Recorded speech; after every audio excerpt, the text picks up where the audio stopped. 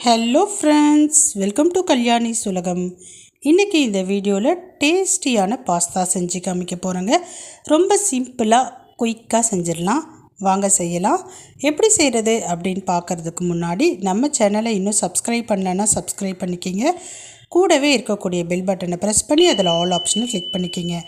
மறக்காமல் like and share பண்ணி நம்ம சேனலுக்கு சப்போர்ட் பண்ணுங்கள். நான் ஃபஸ்ட்டு ஒரு கிண்ணத்தில் ஒரு சொம்பு அளவுக்கு தண்ணி எடுத்துருக்கேங்க.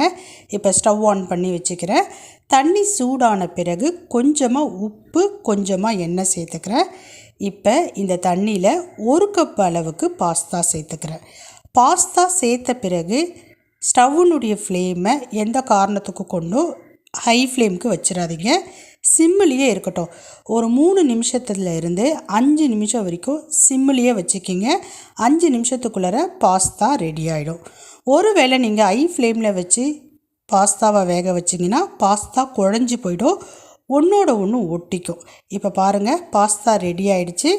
நான் கீழே இறக்கி வச்சுக்கிறேன். இறக்கிட்டு ஃபில்ட்ரு பண்ணி தனியாக எடுத்து வச்சுக்கிறேன். இப்போ ஸ்டவ்வில் பேன் வச்சுக்கிறேன். ஒரு 2.5 ஸ்பூன் அளவுக்கு ஆயில் சேர்த்துக்கிறேன்.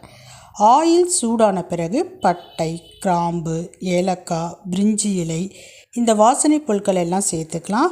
இதை லைட்டாக பொரிய விட்டுக்கலாம். இப்போ நான் செஞ்சு காமிக்கக்கூடிய அளவு 2 பேர் சாப்பிடலாங்க. இதெல்லாம் நல்லா பொரிஞ்ச பிறகு 2 மீடியம் சைஸ் வெங்காயத்தை நல்லா பொடியாக நறுக்கிட்டு சேர்த்துக்கலாம். வெங்காயம் ஓரளவு வதங்கட்டுங்க.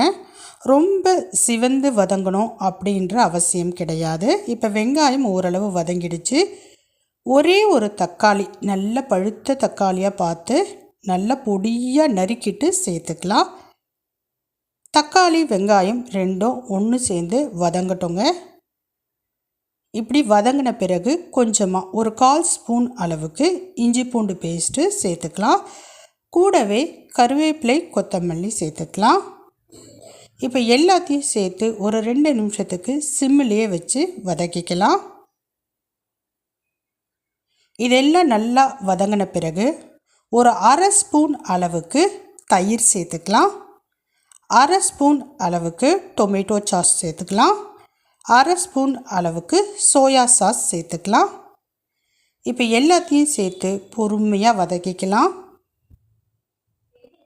இதெல்லாம் நல்லா வதங்கின பிறகு ஒரு 1/4 ஸ்பூன் அளவுக்கு கரம் மசாலா, 1/2 ஸ்பூன் அளவுக்கு குழம்பு மிளகாய்த்தூள், ஒரு சிட்டிகை அளவுக்கு மஞ்சத்தூள் சேர்த்து நல்லா வதக்கிக்கலாம்.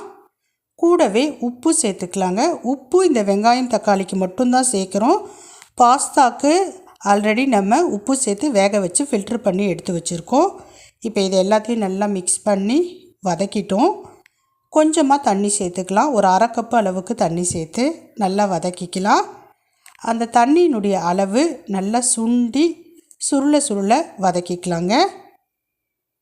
இப்போ இது கூட 2 முட்டையை உடைச்சி ஊற்றிக்கலாம்.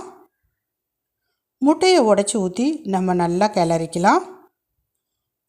முட்டையை கிளறப்ப ரொம்ப ட்ரை ஆகிற அளவுக்கு கிளறக்கூடாது.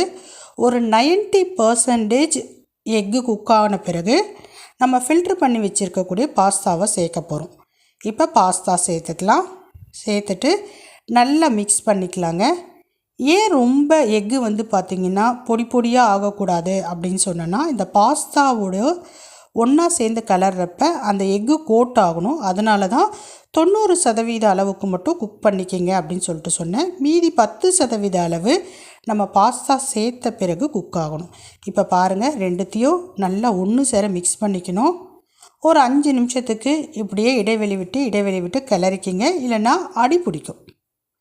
இப்போ நம்ம நல்லா கிளறிட்டோம். இப்போ உதிரியாக வரும் பாஸ்தா. அவ்வளோதாங்க, சூப்பரான பாஸ்தாவை சுவையாக நம்ம செஞ்சு முடிச்சிட்டோம். ரொம்ப டேஸ்ட்டாக இருக்கும். இப்போ ஆஃப் பண்ணி நான் இறக்கிட்டேன். இப்போ நீங்கள் கரண்டி எடுத்து கிளறினீங்கன்னா அப்படியே உதிரியாக வரணும்.